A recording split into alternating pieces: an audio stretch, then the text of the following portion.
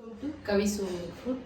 இன்றைக்கி பார்த்தீங்கன்னா பலாப்பழ சீசன் இருக்குது இல்லைங்களா, அதனால் அதில் வச்சு ஒரு ஸ்நாக்ஸ் பண்ணலாம் அப்படின்ட்டு ஜவ்வரிசி பூர்ண கொழுக்கட்டை, அதாவது பலாப்பழத்தை ஸ்டப்பிங் பண்ணி ஜவ்வரிசியில் பூர்ண கொழுக்கட்டை பண்ணலாம். அது எப்படி ரெசிபின்னு பார்ப்போம். பலாப்பழ கொழுக்கட்டைக்கான பூர்ணங்க இது வந்து 250 நாட்டு சக்கரை எடுத்திருக்கேன், 250 கிராம், ஒரு முடி தேங்காய், இது அதாவது குறைன்னு மிக்சியிலே அரைச்சிடுங்க.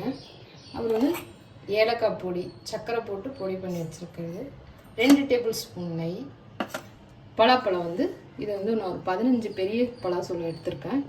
இதை வந்து நம்ம கட் பண்ணிக்கணும், நெய் சின்ன சின்னதாக நான் கத்திரியில் கட் பண்ணிக்கலாம் எப்படின்னு பார்ப்போம். இதுதான் பூர்ணத்துக்கானது. நெக்ஸ்ட் பார்த்திங்கன்னா ஜவ்வரிசிங்க, இது 200 கிராம் ஜவ்வரிசி வந்து ஊற வச்சுட்டேன். நான் 1/2 ஹவருக்கு முன்னாடி வீடியோ எடுக்கிறதுக்கு முன்னாடியே நான் ஊற வச்சுட்டேன்.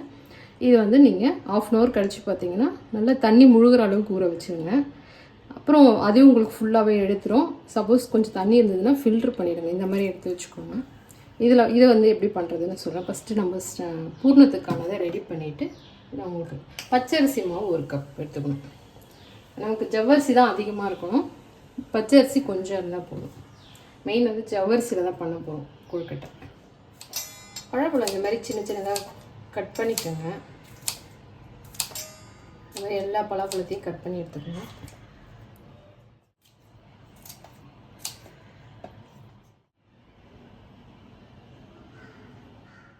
பழம்பழம் வதங்கட்டோங்க. நம்ம அதுக்குள்ளே என்ன பண்ணுவோம்னா இந்த மேல் மாவு இருக்குது இல்லைங்களா, ஜவ்வரிசி, அதை நம்ம ரெடி பண்ணிடலாம். இதில் வந்து பாதி ஜவ்வரிசி மட்டும் நம்ம அரைச்சிக்கலாம். பாதி ஜவ்வரிசி அப்படியே வைக்கணும், முழுசாக வச்சிடணும். இந்த ஜவ்வரிசி அப்படியே இருக்கட்டும்.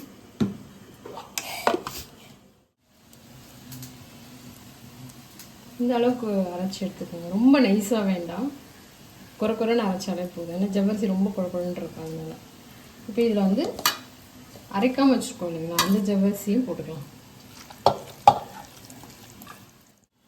பார்த்தீங்கன்னா பச்சரிசி மாவு இருக்கு இல்லைங்களா, 1 கப்பு, அதையும் போட்டுக்கலாம். இதில் 1 கப்பு நான் எடுத்திருக்கேன். தேவைப்பட்டால் நம்ம இன்னும் கொஞ்சம் மாவு சேர்த்துக்கலாம். மாவு ஜாஸ்தி வேண்டாம். இதில் கொஞ்சம் உப்பும் சேர்த்துக்கலாம். உப்பு இந்த அளவுக்கு போதும். லைட்டாக கொஞ்சம் தண்ணி விட்டுக்கலாம், ரொம்ப திக்காக இருக்குது.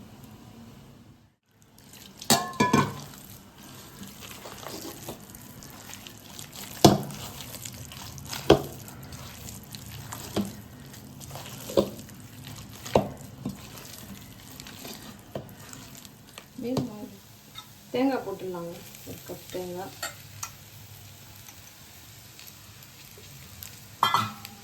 ஏலக்காய்,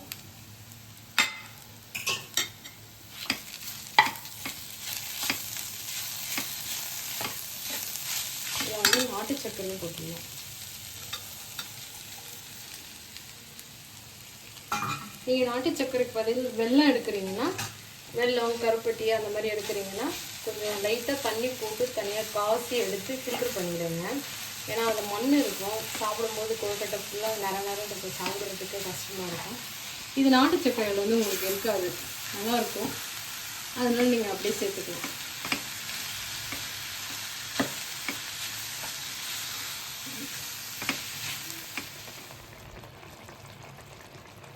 வெல்லம் போட்ட பிறகு பார்த்தீங்கன்னா உங்களுக்கு இந்த மாதிரி நீர்த்துக்கான மாதிரி இருக்குங்க. கொஞ்ச நேரம் அப்படியே வச்சு ஃபுல் ஃப்ளேமில் வச்சு கலரை விட்டுட்டே இருங்க. பாவு வந்து திக்காகிடும். திக்கான பிறகு நம்ம ஆஃப் பண்ணிடுவோம். கலரை விட்டுட்டே இருங்க, 2 நிமிஷத்தில் நமக்கு ரெடியாகிடும். இந்த அளவுக்கு சுண்டி வரணும். பாகெல்லாம் நல்லா சுண்டிடுச்சு. ஏன்னா நம்ம கொஞ்சம் தண்ணியாக இருந்ததுன்னா நம்ம திரும்பி கொழுக்கட்டையில் வச்சுட்டு ஆவி போடும்போது வேகும்போது திரும்பி லிக்விடாகி ஒரு மாதிரி அதில் இருக்க ஜூஸ்லாம் வெளியில் வந்துடும். ஸோ இது மாதிரி கெட்டியாக இருந்துச்சுன்னா உங்களுக்கு ஆவி போடும்போது கரெக்டாக இருக்கும். இப்போ இது வந்து ஒரு 1/2 ஹவர் கழிச்சு நம்ம கொழுக்கட்டைலாம் வச்சு ஸ்டப்பிங் பண்ணலாம். இது வந்து நீங்கள் ஆறுனதுக்கப்புறம் இன்னும் கெட்டியாகிடும். நல்லா கலர்ஃபுல்லாக வந்துருக்கு பார்த்தீங்கன்னா, சூப்பராக பஞ்சாமிர்தம் மாதிரி. ஏன்னா இந்த மாதிரி கட் பண்ணி எடுத்துக்கோங்க. ஒரு பீஸாக வாஷ் பண்ணி வச்சுட்டுங்க. முடிஞ்ச அளவுக்கு நீங்கள் இலையாக ட்ரை பண்ணுங்கள். பாயில் பேப்பர்லாம் சில பேர் கொழுக்கட்டை ஆவி போடுறாங்க, அது அவ்வளோ ஹெல்த்துக்கு நல்லதில்லை. இப்போ வந்து மேல் மாவு போட்டுடலாங்க. இது வந்து இந்த அளவுக்கு ஒரு சின்ன உருண்டை எடுத்துக்கோங்க. கை வந்து வாஷ் பண்ணிவிடுங்க இந்த மாதிரி தண்ணியில், ஏன்னா மாவு வேகாதனால உங்களுக்கு ஒட்டிக்கும். ஒரு கொழுக்கட்டைக்கு நீங்கள் ஒரு வாட்டி வாஷ் பண்ணிங்கன்னா தான் உங்களுக்கு நல்லா வரும். தட்டலாம், இல்லைன்னா கையிலே ஒட்டிடும். ஜவ்வரிசி நல்லா ஊறி இருக்கிறதுனால உங்களுக்கு கரெக்டாக 15 நிமிஷம் வேக வச்சா போதுங்க. எல்லா கொழுக்கட்டையும் நம்ம ரெடி பண்ணிவிட்டு நான் ஒரு கொழுக்கட்டை உங்களுக்கு எப்படி பண்ணணும்னு காமிக்கிறேன். இங்கே அடுத்தது நீங்கள் நல்லா நைஸாக தட்டிக்கோங்க. ஏன்னா நம்ம இப்படி ஃபோல்ட் பண்ணும்போது திக்காகிடும். கொழுக்கட்டை பார்த்திங்கன்னா மாவு அதிகமாக இருக்கும், உள்ள பூரணம் கம்மியாக இருக்கும். நம்ம வந்து இந்த மாதிரி எவ்வளோ முடியுமோ நைஸாக தட்டிட்டோம்னா உங்களுக்கு ஃபோல்ட் பண்ணி சாப்பிடும்போது ரொம்ப தின்னாக இருக்கும். இப்போ வந்து பூரணம் வச்சிடலாம். கெட்டியாகிடுச்சு பார்த்திங்களா? இந்த மாதிரி கெட்டியாக இருக்கணும். அப்போ தான் உங்களுக்கு வெளியில் வராது. வேகும்போது எல்லாமே ஆல்ரெடி வெந்ததுனால உங்களுக்கு இந்த பூரணம் வெளியிலே வராது, உள்ளுக்குள்ளேயே தான் இருக்கும்.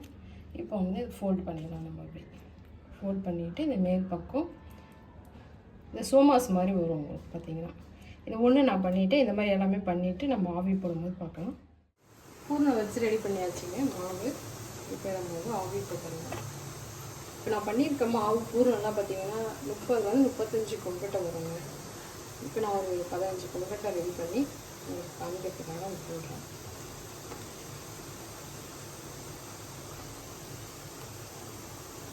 பதினஞ்சு நிமிஷத்தில் வந்துடுங்க கொழுக்கட்டை 15 நிமிஷம் ஆயிடுச்சு. நமக்கு வந்து கொழுக்கட்டை வெந்துச்சுன்றது வந்து உங்களுக்கு ஸ்மெல் வரும்போதே தெரியும். அந்த பூரணம், அந்த கொழுக்கட்டை மாவு எல்லாம் ஸ்மெல் வரும்போதே கொழுக்கட்டை வெந்துச்சு தான். இப்போ வந்து ஆறுனதுக்கப்புறம் எடுத்து காமிக்கிறாங்க. ஏன்னா இப்போ ஊட்டிகிட்ருக்கோம் ஃபோன் பண்ணி. ஆறுனதுக்கப்புறம் கொழுக்கட்டை எப்படி எடுத்து கொழுக்கட்டை வந்து 10 நிமிஷம் கழித்து ஓப்பன் பண்ணுறாங்க. சூட்டில் எப்பவுமே பண்ணாதீங்க, எல்லாமே அப்படியே ஊட்டிகிட்ருக்கோம். அந்த ஜவ்வரிசி கொழுக்கட்டை ரொம்ப சாஃப்டாக இருக்கும். டேஸ்ட்டும் உங்களுக்கு அரிசி மாவோட இது ஒரு வித்தியாசமாக இருக்கும்.